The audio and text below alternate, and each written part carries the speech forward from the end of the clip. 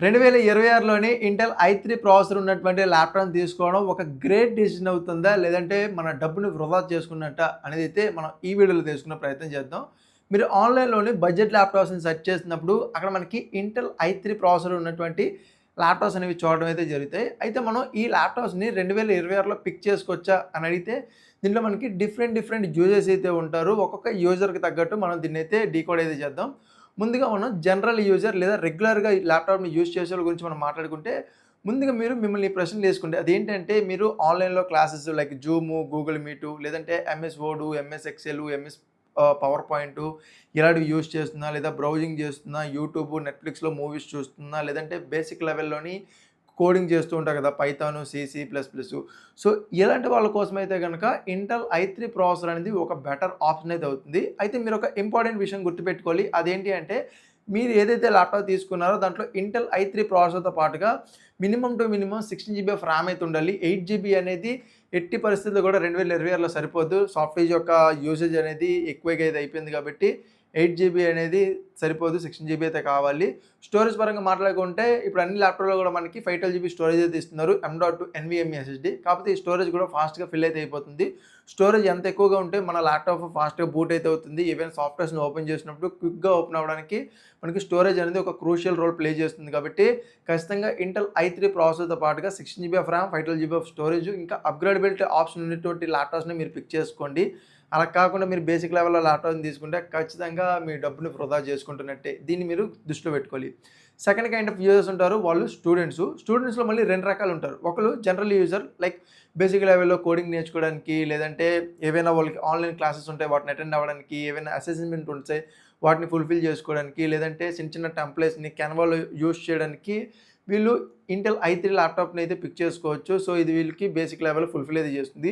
అలా కాకుండా second students ఉంటారో వీళ్ళు ఇంజినీరింగ్ స్టూడెంట్స్. సో, ఈ ఇంజినీరింగ్ స్టూడెంట్స్ ఎవరైతే ఉంటారో వీళ్ళు కొంచెం హెవీ సాఫ్ట్‌వేర్స్ లైక్ ఆటోకాడ్ గానీ, లేదా బ్లెండర్ గానీ, లేదా ఆఫ్టర్ ఎఫెక్ట్స్ గానీ ఇలాంటివి యూజ్ చేసి కొంచెం వాళ్ళు ప్రాక్టీస్ చేద్దాం అనుకుంటారు. స్టార్టింగ్ స్టేజ్‌లో ఎంట్రీ లెవెల్‌లో వాళ్ళు ఉన్నప్పుడు. సో, అలాంటి వాళ్ళకి ఇంటెల్ ఐ3 ప్రాసెసర్ ఉన్నటువంటి ల్యాప్‌టాప్స్ అనేవి ఎట్టి పరిస్థితుల్లోనూ పనిచేయవు.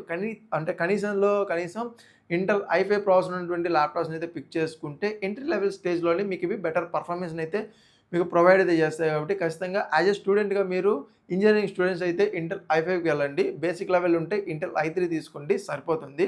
థర్డ్ కైండ్ ఆఫ్ యూజర్స్ ఉంటారు. వీళ్ళు వర్క్ ఫ్రమ్ హోమ్ చేసేవాళ్ళు లేదా ఆఫీస్ వర్క్స్ కోసం ఒక ల్యాప్‌టాప్‌ని పర్చేస్ చేసేవాళ్ళు.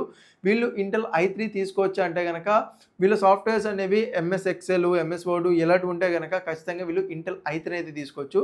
అయితే కొంత డౌట్ అయితే ఉంటుంది. అదేంటి అంటే ఇంటెల్ ఐ3 ప్రాసెసర్‌లోని ఎక్సెల్‌లో హెవీ ఫైల్స్ ఉంటాయి గదా! ఇవి ఓపెన్ అవుతాయి అని చెప్పి. ఓపెన్ అయితే అవుతాయి. వాటి పరిమితి అయితే ఉంటుంది. ఒక లిమిట్ అయితే ఉంటుంది. ఆ లిమిట్‌కి తగ్గట్టు ఆ ఫైల్స్ అయితే ఓపెన్ అవుతాయి. మీరు లిమిట్‌కి మించి ఫైల్స్ ఓపెన్ చేద్దాం అనుకుంటే అప్పుడు ప్రాసెసర్ మీద కొంచెం ప్రెషర్ అయితే పడుతుంది. అది ఇబ్బంది అయితే పడుతుంది కాబట్టి మీరు వర్క్ ఫ్రమ్ హోమ్ చేస్తున్నా, లేదా అకౌంటింగ్ డిపార్ట్మెంట్‌లో ఉన్నా, హెచ్ఆర్ డిపార్ట్మెంట్‌లో ఉన్నా, లేదా కస్టమర్ కేర్ సపోర్ట్‌లో ఉన్నా, మీకు బేసిక్ లెవెల్ సాఫ్ట్‌వేర్స్ ఉంటాయి కాబట్టి మీరు ఇంటెల్ ఐ3 ప్రాసెసర్ ఉన్నటువంటి ల్యాప్‌టాప్‌ని పిక్ చేసుకోవడం ఒక బెటర్ ఆప్షన్ అయితే అవుతుంది. మినిమల్ యూజెస్‌కి మీకు ఇది సరిపోతుంది. ఫోర్త్ కైండ్ ఆఫ్ యూజర్స్ ఉంటారు. వీళ్ళు గేమర్సు. అసలు గేమర్స్‌కి ఇంటెల్ ఐ3కి ఎలాంటి సంబంధం లేదు. ఇంటెల్ ఐ3లో అసలు గేమ్సే ఆడలేమంటే గేమ్స్ ఆడొచ్చు. ఎలాంటి గేమ్స్ ఆడొచ్చు అంటే మనం వాలరెంట్ లాంటి గేమ్స్ ఆడొచ్చు. కాకపోతే మీ ఏవైతే రిమైనింగ్ సాఫ్ట్‌వేర్స్ ఉంటాయి కదా! ఇవన్నీ కంప్లీట్‌గా షట్ డౌన్ అవ్వాలి. ఓన్లీ వాలరెంట్ ఒక్కటి మాత్రమే అది కూడా లో సెట్టింగ్స్‌లో నడిస్తే అప్పుడు గేమ్ ఓవరాల్‌గా స్మూత్‌గా పనిచేస్తుంది. ఎందుకంటే దీంట్లో మనకి ఇంటిగ్రేటెడ్ గ్రాఫిక్ కార్డ్ ఉంటుంది. డెడికేటెడ్‌గా ఎలాంటి గ్రాఫిక్ కార్డ్ ఉండదు కాబట్టి గేమ్ అనగానే మనకి గ్రాఫికల్ ప్రాసెసింగ్ యూనిట్‌తో పనిచేస్తుంది కాబట్టి అక్కడ మనకి ఇబ్బందొస్తుంది. కాబట్టి ఒకవేళ మీరు గేమ్స్ ఆడడం కోసం ల్యాప్‌టాప్‌ని తీసుకుంటే ఇంటెల్ ఐ3 ప్రాసెసర్‌తోని నేనైతే రికమెండ్ అయితే చేయను. మినిమమ్ ఇంటెల్ ఐ5కి వెళ్ళండి. అది కూడా కొంచెం మీరు రైజన్‌లో తీసుకుంటే ఏఎండీ ప్రాసెస్ ఏవైతే ఉంటాయో కదా! వాటిలో మనకి ఇంటిగ్రేటెడ్ గ్రాఫిక్ కార్డ్ కొంచెం బెటర్‌గా అయితే ఉంటుంది. వాటిని పిక్ చేసుకోవచ్చు.